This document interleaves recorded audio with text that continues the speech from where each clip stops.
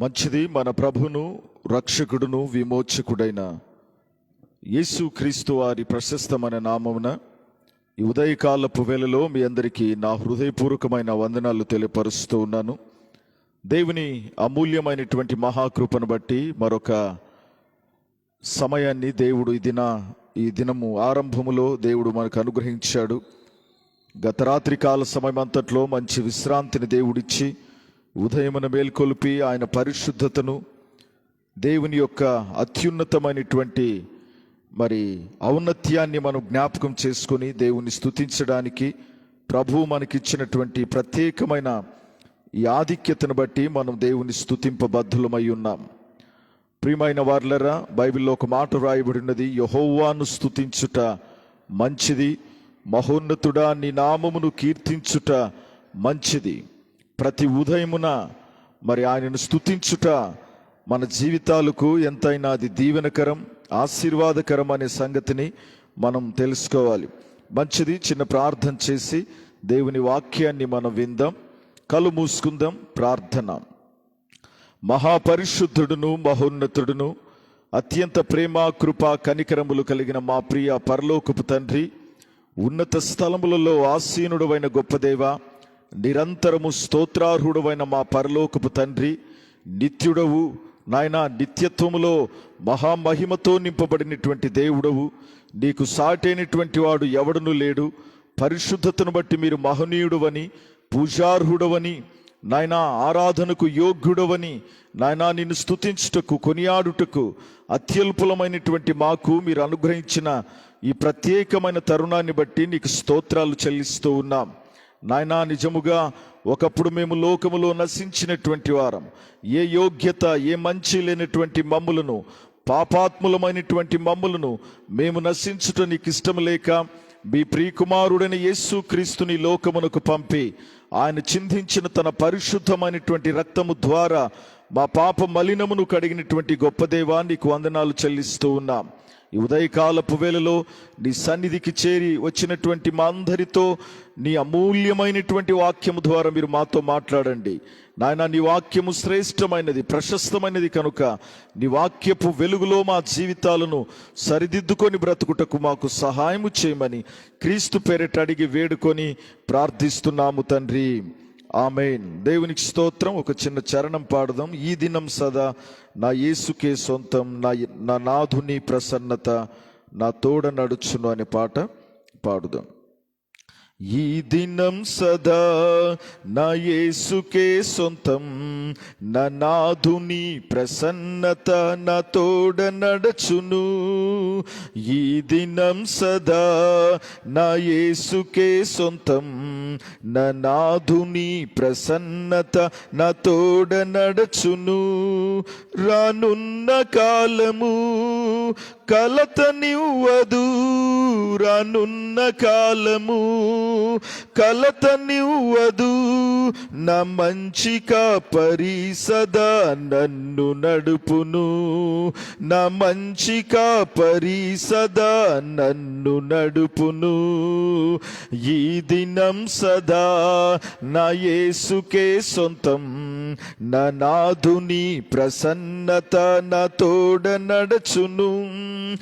ఎడారులు లోయలు ఎదురు నిలిచినా, ఎన్నడెవరు నడువని బాట అయినను, ఎడారులు లోయలు ఎదురు నిలిచినా, ఎన్నడెవరు నడువని బాట అయినను, వెరవడెన్నడైనను నాదు హృదయము, వెరవదెన్నడైనను నాదు హృదయము, గాయపడిన యేసు పాదం ముందు నడిచెనే, గాయపడిన యేసు పాదం ముందు నడిచెనే.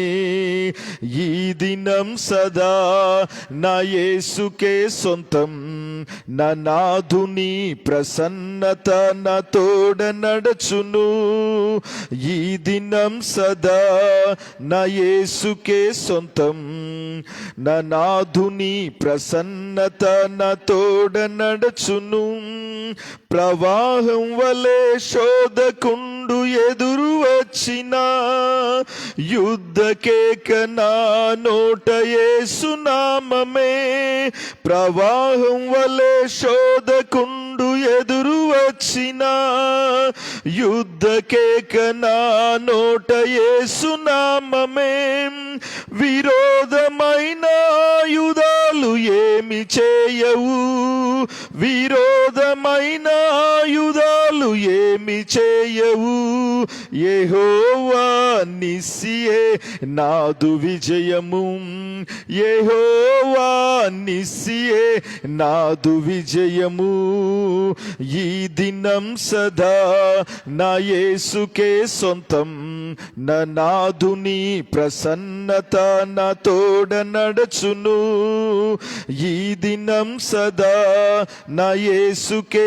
సొంతం నా నాదుని ప్రసన్నత నా తోడ నడచును రానున్న కాలము కలతనివ్వదు రానున్న కాలము కలతనివ్వదు నా మంచి కాపరి సదా నన్ను నడుపును నా మంచి కాపరి సదా నన్ను నడుపును ఈ దినం సదా నా యేసుకే సొంతం నా నాదుని ప్రసన్నత నా తోడ నడచును.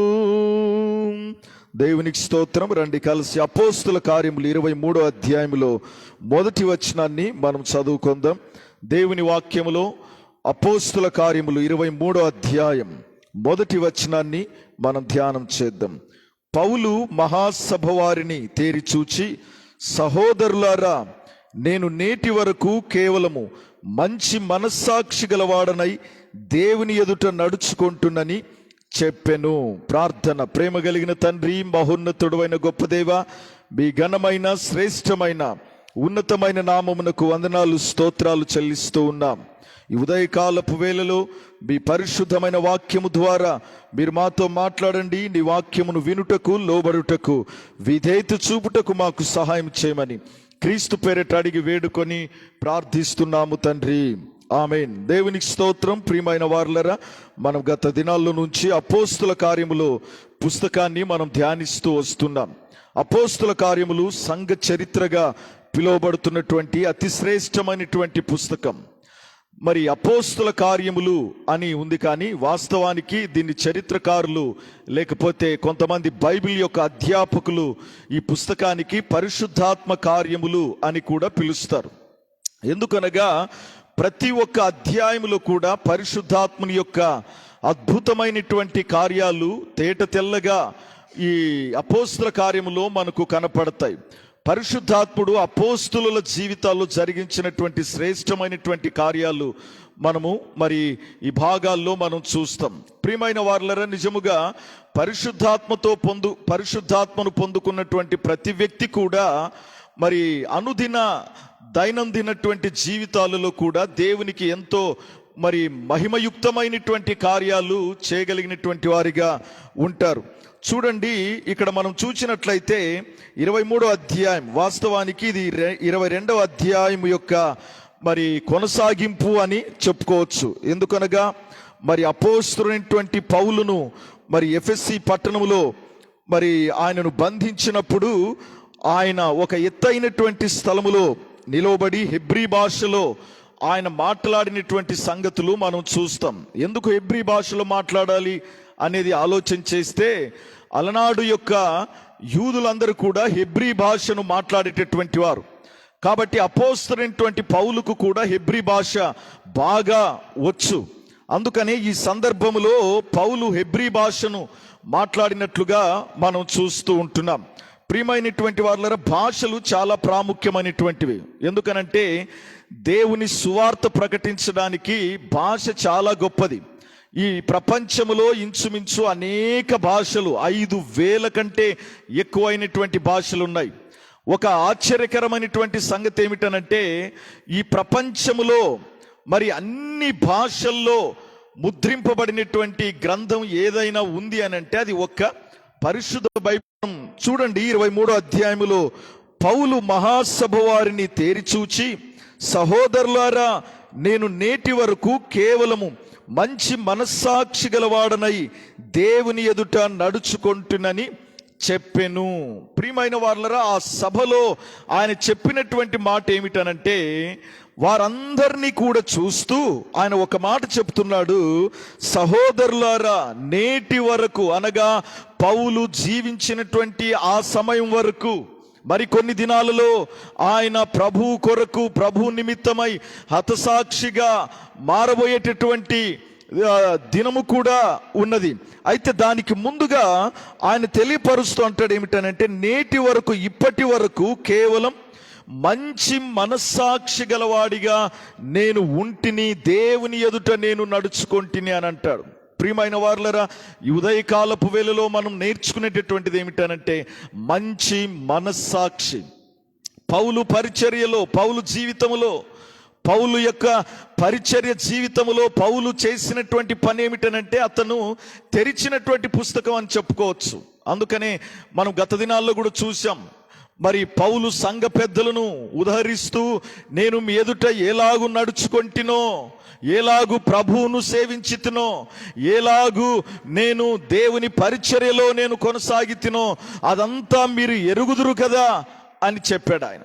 కాబట్టి ఇక్కడ కూడా మనం చూస్తాం, తన మనస్సాక్షి విషయాల్లో తాను చెప్పుకుంటున్నాడు, నేను దేవుని ఎదుట ఎలాంటి మనస్సాక్షి గలవాడనై ఉంటినో, ఎలాగు నేను మంచి మనస్సాక్షి కలిగి దేవుని ఎదుట నడుచుకుంటున్నో దాన్ని జ్ఞాపకం చేసుకోండి అని అంటున్నాడు ఆయన. ప్రియమైన వారలారా, మనస్సాక్షి అనేది చాలా ప్రాముఖ్యమైనది.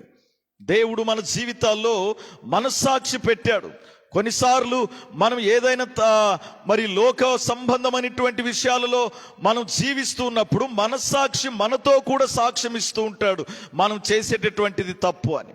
అందుకనే ఆ మనస్సాక్షికి మనము మరి ఆ మనస్సాక్షి విషయాలలో దోషారోపణ లేకున్నటువంటి శ్రేష్టమైనటువంటి జీవితాన్ని జీవించాలి. కొన్నిసార్లు లోకస్తులు మనస్సాక్షి ఎంత గద్దించినా దాన్ని పట్టించుకోరు. వారు చేయగలిగినటువంటి పని చేస్తారు, దేవునికి ఇష్టం లేనటువంటి పనే చేస్తారు. కానీ క్రైస్తవుల విషయాల్లో, మరి విశేషంగా మరి దేవుణ్ణి నమ్మినటువంటి విశ్వాసుల జీవితాల్లో అనునిత్యం మనస్సాక్షి మనలను గద్దిస్తూనే ఉంటుంది. మనం మాట్లాడినప్పుడు కానీ, మనం ప్రవర్తించినప్పుడు కానీ, మన నడకలో కానీ, మన ప్రవర్తనలో కానీ పరిశుద్ధాత్మ దేవుడు మనలో ఆ మనస్సాక్షిని పెట్టాడు. మనకు అది ఆ మనస్సాక్షి మనలను గద్దిస్తూనే ఉంటుంది మనం చేసేటటువంటి పని విషయాల్లో. అందుకని పౌలు అంటాడు, నేను దేవుని ఎదుట ఎలాంటి మనస్సాక్షి కలిగి నేను నడుచుకుంటునో అని అంటాడు. ప్రియమైనటువంటి వారు చూడండి, కొందరు జీవితాల్లో దేవుని విషయాల్లో చాలా బలహీనమైనటువంటి మనస్సాక్షి కలిగి ఉంటారు. 1 కొరింథీయులకు రాసిన పత్రిక 8వ అధ్యాయం చూడండి, 8వ అధ్యాయం 7వ వచనాన్ని చూద్దాం. అపోస్తుల కార్యములు 1 కొరింథీయులకు రాసిన పత్రిక 8వ అధ్యాయం 7వ వచనం. అయితే అందరి యందు ఈ జ్ఞానము లేదు, కొందరు ఇది వరకు విగ్రహమును ఆరాధించిన వారు గనుక తాము భుజించు పదార్థములు విగ్రహములకు బలి అర్పింపబడినవని ఎంచి భుజించుదురు. ఇందువలన వారి మనస్సాక్షి బలహీనమైనదై అపవిత్రమగుచున్నది. ఇక్కడ పౌలు కొరంతి పట్టణంలో ఉండేటటువంటి విశ్వాసులకు రాస్తూ 2 విషయాలు రాశాడు. విగ్రహారాధన అనగా ఆరాధన విషయాల్లో మనస్సాక్షిని గురించి రాశాడు. రెండవది తిండి విషయాలలో అనగా మనం తినేటటువంటి తిండి విషయాలలో ఉండేటటువంటి మనస్సాక్షి. ఆరాధన విషయాల్లో విగ్రహ సంబంధమైనటువంటి ఆరాధన మరి కాకుండా సజీవుడైనటువంటి దేవుణ్ణి ఆరాధించేటటువంటి విషయం. ప్రియమైనటువంటి వారలారా, తిండి విషయాలలో కూడా కొన్నిసార్లు మనం పాపం చేసేటటువంటి పరిస్థితి ఉంది. అందుకని ఏశావును గురించి రాస్తూ, ఏశావు ఒక్క పూట కూటి కొరకు తన జ్యేష్ఠత్వాన్ని అమ్ముకున్నాడు.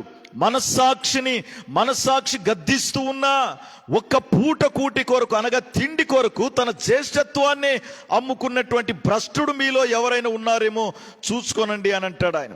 ప్రియమైన వారలారా, ఎంత విచారకరం. అందుకని ఈ 2 చాలా ప్రాముఖ్యమైనటువంటివి. నీవు ఆరాధించే ఆరాధన నీ మనస్సాక్షి ఏ రీతిగా పనిచేస్తుంది అనగా, దేవుని యొద్దకు నీవు వచ్చావు, సజీవుడైనటువంటి దేవుణ్ణి ఆరాధిస్తున్నావు, నీ కొరకు ప్రాణం పెట్టి రక్తం కార్చి కలువరి శిలువలో మరి ప్రాణం పెట్టి సమాధి చేయబడి తిరిగి లేచినటువంటి దేవుని ఎదుట నీ ఆరాధన ఎలా ఉంది అనగా, నీవు ఆరాధించే ఆరాధన సజీవుడు మరణాన్ని గెలిచి తిరిగి లేచిన దేవుణ్ణి ఆరాధిస్తున్నావు. ఒకవేళ విగ్రహ సంబంధమైనటువంటి ఆరాధన ఉంటే నీ మనస్సాక్షి విషయాల్లో నీవు జ్ఞాపకం చేసుకో. నిజంగా నీ ఆరాధన నీకు సంతృప్తిని కలిగిస్తుందా, లేకపోతే నీవు చేసేటటువంటి భక్తి నీకు సంతృప్తిని సమాధానాన్ని నీకు కలిగిస్తుందా అనేటటువంటి విషయాలను జ్ఞాపకం చేసుకో. రెండవది తిండి విషయాలు అనగా, ఒకవేళ ఈ ఏశావు వలె మన జీవితాలు కూడా తిండి కొరకు ఆరాటపడి విలువైనటువంటి వాటిని కోల్పోయేటటువంటి ప్రమాదం ఉంది. అందుకని ప్రియమైనటువంటి వాళ్ళరా, కొన్నిసార్లు లోకంలో మనం చూస్తాం, లోక సంబంధమైనటువంటి వాటికి అలవాటు పడినటువంటి వారు దేనిని కూడా లెక్క చేయరు. కొన్నిసార్లు ఇంట్లో విలువైనటువంటి వాటిని అమ్మి కూడా తిండి కొరకు ప్రాకులాడినటువంటి వారిని మనం ఎంతో మందిని చూస్తాం. అయితే మనస్సాక్షి విషయాలలో చాలా విషయాలు మనం జ్ఞాపకం చేసుకుంటాం. అందుకని మనస్సాక్షి చాలా ప్రాముఖ్యమైనటువంటిది. అందుకని ఇంకొక మాట చూడండి, రోమీయులకు రాసిన పత్రిక 13వ అధ్యాయం 5వ వచనంలో ఒక మాట రాయబడి ఉంది. రోమీయులకు రాసిన పత్రిక 13వ అధ్యాయం 5వ వచనం, కాబట్టి ఆగ్రహ భయమును బట్టి మాత్రము కాక మనస్సాక్షిని బట్టి లోబడి ఉండుట ఆవశ్యకము అని అంటాడు. అనగా ఆగ్రహ బలం, కోపముతో కాక మనస్సాక్షి విషయాలలో, అనగా చూడండి ఆ మాట, మనస్సాక్షిని బట్టి లోబడి ఉండుట ఆవశ్యకం. కొన్నిసార్లు వాక్యం విన్నప్పుడు మనస్సాక్షికి మనం లోబడం. అయితే దేవుడు మన జీవితాల్లో ఆ విధమైనటువంటి విధానాన్ని తీసుకొని వస్తాడు, దేవుని వాక్యానికి లోబడేటటువంటి విధానం. కొన్నిసార్లు ప్రియమైనటువంటి వాళ్ళరా, కోపాన్ని బట్టో విరోధాన్ని బట్టో దేవుని వాక్యానికి మనం లోబడం. కానీ మనస్సాక్షి విషయాలలో మనం లోబడేటటువంటి విషయం బైబిల్ గ్రంథంలో మనం చూస్తాం. లూకా సువార్త 18వ అధ్యాయంలో ఒక పరిసయ్యుడు సుంకరి దేవాలయానికి వచ్చారు. ఒక వ్యక్తి మనస్సాక్షి విషయాలలో ఏమాత్రం కూడా ఆలోచన చేయకుండా ప్రార్థన చేశాడు పరిసయ్యుడు. ఏమని? ప్రభువా, నేను వారానికి 2 సార్లు ఉపవాసం ఉంటాను, దశమ భాగాలు ఇస్తున్నాను, కానుకలు ఇస్తున్నాను, నేను అన్నీ చేస్తున్నాను, ఇక నా ప్రార్థన గాక నీవెవరి ప్రార్థన వింటావు అని దేవునికి గంభీరంగా తలెత్తుకొని ప్రార్థన చేశాడు ఈయన. కానీ ప్రియమైన వార్లరా, ఇంకొక వ్యక్తి ఉన్నాడు వెనకాల, సుంకరి. మనస్సాక్షి అతని గద్దిస్తూ ఉంది. నీవు పాపివని, దేవుని సన్నిధికి నీవు వచ్చావని, దేవుని సన్నిధిలో నీ పాపాన్ని ఒప్పుకోమని సుంకరికి పరిశుద్ధాత్మ దేవుడు జ్ఞాపకం చేశాడు, మనస్సాక్షి విషయాల్లో జ్ఞాపకం చేశాడు. కాబట్టి మనస్సాక్షితో ఆయన ప్రార్థన చేశాడు. ఏమిటనంటే, ప్రభువా, నేను పాపిని, నన్ను క్షమించు అని, పాపినైనా నన్ను కరుణించు అని ప్రార్థన చేశాడు ఆయన. అందుకనే మనస్సాక్షి విషయాలలో లోబడి ప్రార్థన చేసినటువంటి సుంకరి దేవుని ఎదుట శ్రేష్టమైనటువంటి జీవితాన్ని, ఆనందాన్ని పొందుకున్నాడు. తన పాపాన్ని పోగొట్టుకొని పరిశుద్ధతతో దేవాలయం నుంచి బయటకు వెళ్ళినట్లుగా మనం చూస్తాం. కాబట్టి దేవాలయానికి వచ్చినప్పుడు మనస్సాక్షి విషయాల్లో మనం జ్ఞాపకం చేసుకోవాలి. వాక్యం విన్నప్పుడు ఏం చేయాలి? ఈ వాక్యము నాకే, దేవుడు నాతో మాట్లాడుతున్నాడు, నన్ను గద్దిస్తున్నాడు, నన్ను లోబడమంటున్నాడు, నన్ను దేవుని వాక్య ప్రకారంగా జీవించమని దేవుడు నాకు ఆజ్ఞాపిస్తున్నాడు. కాబట్టి నేను దాని ప్రకారంగా లోబడాలి అని నీ మనస్సాక్షి నీకు గద్దించినప్పుడు దానికి లోబడాలి. చాలాసార్లు ప్రియమైనటువంటి వాళ్ళరా, ఎందుకు మనం భక్తి లేక బ్రతుకుతున్నాం, ఎందుకు భయం లేక బ్రతుకుతున్నాము అనంటే, మనస్సాక్షి యొక్క మాటను మనం తృణీకరిస్తున్నాం. దేవుడు మనలో ఆ మనస్సాక్షి పెట్టాడు. అది మన జీవితాల్లో మనస్సాక్షి మనల్ని గద్దిస్తున్నప్పుడు కూడా దానికి మనం లోబడం. అందుకని చాలాసార్లు భయము లేనిటువంటి జీవితాన్ని మనం జీవిస్తాం. కాబట్టి లోబడే మనస్సాక్షి మనకు కావాలని దేవుడు మనకు సెలవిస్తూ ఉంటున్నాడు. కాబట్టి ప్రభువునందు ప్రియమైన వారు చూడండి, హెబ్రీయులకు రాసిన పత్రిక 10వ అధ్యాయం 22వ వచనములో ఈ మాట రాయబడి ఉన్నది. 10:22, మనస్సాక్షికి కల్మషము తోచకుండునట్లు ప్రోక్షింపబడిన హృదయములు గలవారమును, నిర్మలమైన ఉదకముతో స్నానము చేసిన శరీరములు గలవారమునయుండి, విశ్వాస విషయములో సంపూర్ణ నిశ్చయత కలిగి యథార్థమైన హృదయముతో మనం దేవుని సన్నిధానమునకు చేరుదుము అని అంటాడు. ఇక్కడ కల్మషము లేని మనస్సాక్షి, దేవుని ఎదుటకు వచ్చినప్పుడు కల్మషము లేనటువంటి మనస్సాక్షి, అనగా మనల్ని మనము పవిత్రమైనటువంటి హృదయముతో, చూడండి అక్కడ, మనస్సాక్షికి కల్మషము తోచుకుంటున్నట్లు ప్రోక్షింపబడిన హృదయములు గలవారును నిర్మలమైన ఉదకముతో స్నానము చేసిన శరీరములు. ప్రియమైన వార్లరా, మనస్సాక్షిని గురించి రాస్తూ మరి శరీర సంబంధమైనటువంటి వాటి విషయాల్లో కూడా రాస్తున్నాడు ఆయన. అనగా శరీరము శుద్ధి కావడానికి స్నానం ఎలా చేస్తామో మనస్సాక్షికి కూడా కల్మషం లేనటువంటి జీవితం. కాబట్టి ఇదే కదా దేవుడు ఆశించేది. అందుకని ఆ విధమైనటువంటి సంపూర్ణమైనటువంటి నిశ్చయిత కలిగి యథార్థమైన హృదయముతో మనము దేవుని సన్నిధానమునకు చేరుదము. మనస్సాక్షికి కల్మషము లేనటువంటి హృదయం. కాబట్టి ఉదయకాలపు వేళలో ప్రియమైన వార్లరా, అందుకని అపోస్తలుడైనటువంటి పౌలు ఆ సభలో ఆ సభ వారందరినీ చూచి తాను చెప్తున్నాడు ఏమిటనంటే, నేను దేవుని ఎదుట ఎటువంటి మనస్సాక్షి కలిగి నేను ఉన్నానో దానిని జ్ఞాపకం చేసుకోమని చెప్తున్నాడు ఆయన. ఉదయకాలపు వేళలో దేవుణ్ణి ప్రేమిస్తున్నటువంటి మనం, ఆయన సన్నిధికి వచ్చినటువంటి మనం, మనస్సాక్షికి మనం లోబడుతున్నామా? మనస్సాక్షి విషయాలలో, మరి దేవుని విషయాలలో బలహీనమైనటువంటి మనస్సాక్షి మనకుందా? లోబడేటటువంటి మనస్సాక్షి మనకుందా? కల్మషము లేనటువంటి మనస్సాక్షి, దేవుడు కోరుకున్నటువంటి మనస్సాక్షి. ఆ రీతిగా మనం నిజంగా ప్రభు ఎదుట జీవించగలిగితే యథార్థమైనటువంటి హృదయముతో ప్రభు సన్నిధానమునకు మనము చేరుతాం. అందుకొరకనే కదా ప్రభునందు ప్రియమైన వారు, ఒకప్పుడు మనమంతా కల్మషముతో నింపబడినటువంటి వారం, మన హృదయమంతా చెడిపోయినటువంటి హృదయం. అందుకని మన హృదయాలను, మన జీవితాన్ని బాగు చేయడానికే పరమరక్షకుడైనటువంటి యేసు ప్రభువారు ఆ పరలోక వైభవమును విడిచి ఈ భూలోకానికే తెంచి మన కొరకు ప్రాణం పెట్టి కలువరి శిలువలో ఆయన మరి చనిపోయి, లేకపోతే కలువరి శిలువలో ఆయన రక్తాన్ని కార్చి చనిపోయి సమాధిని గెలిచి తిరిగి లేచాడు ఆయన. ఎందుకనగా మనము మనస్సాక్షి ప్రకారంగా జీవించడానికి, లోబడే మనస్సాక్షి, యథార్థమైనటువంటి మనస్సాక్షి, కల్మషము లేనటువంటి మనస్సాక్షితో మనం జీవించుటకు, మనల్ని మనం ప్రభువుకు సమర్పించుకున్నటకు మనము దేవునికి మనల్ని మనం అప్పగించుకుందాం. అట్టి కృప, అట్టి ఆశీర్వాదం పరిశుద్ధాత్మ దేవుడు మనకు సహాయము చేయునుగాక. ఆమేన్. ప్రార్థన చేద్దాం. తలలు వంచి కళ్ళు మూసుకొని ప్రార్థన చేద్దాం. ప్రేమ నమ్మకము కలిగిన మా ప్రియ పరలోకపు తండ్రి, మహోన్నతుడు అయిన మా గొప్ప దేవా, మీ ఘనమైన, శ్రేష్టమైన, పవిత్రమైన, ఉన్నతమైన నామమునకు వందనాలు, స్తోత్రాలు చెల్లిస్తూ ఉన్నాం. ఈ ఉదయకాలపు వేళలో నీ పరిశుద్ధమైన వాక్యము ద్వారా మీరు మాతో మాట్లాడినందుకై నీకు వందనాలు. అపోస్తలుడైన పౌలు ఆ సభ వారందరినీ చూచి దేవుని ఎదుట నేను ఎటువంటి మనస్సాక్షి కలిగి ఉంటినో అది జ్ఞాపకం చేసుకోమని చెప్పినట్లుగా నాయనా, మంచి మనస్సాక్షి మేము కలిగి ఉండాలని ఈ ఉదయకాలపు వేళలో మేము నేర్చుకున్నాం. దేవుని విషయాల్లో బలహీనమైనటువంటి మనస్సాక్షి కాకుండా లోబడే మనస్సాక్షి, కల్మషము లేని మనస్సాక్షి కలిగి నాయనా తండ్రి, పరిశుద్ధాత్మ మాలో ఉండి అనుదినము మాకు ప్రేరేపిస్తున్నటువంటి ఆ ప్రేరేపణకు మేము లోబడి నమ్మకంగా నీ ఎదుట జీవిస్తూ నాయనా తండ్రి, సరైనటువంటి ప్రవర్తనతో నిన్ను మేము వెంబడించుటకు మాకు సహాయం చేయండి. అటువంటి జ్ఞానమును తండ్రి మీరు మాకు దయచేయమని ప్రార్థిస్తూ ఉన్నాం. ఈ ఉదయకాలపు వేళలో వాక్యం విన్న నీ ప్రియబిడ్డలందరినీ పేరు పేరును మీరు దీవించండి నాయనా. మరి ఎవరు ఏ ఉద్దేశాన్ని బట్టి, ఏ ప్రార్థన అవసరతను బట్టి నీ సన్నిధికి వచ్చారో నాయన, వారి ప్రార్థనకు మీరు జవాబును దయచేయమని ప్రార్థిస్తూ ఉన్నాం.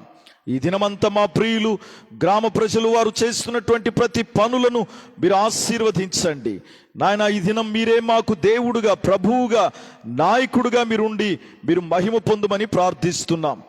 జాయింట్ ప్రైజ్ సాంగ్స్ ఫేస్బుక్ కుటుంబాలన్నిటిని బట్టి నేను స్తుతిస్తున్నాం.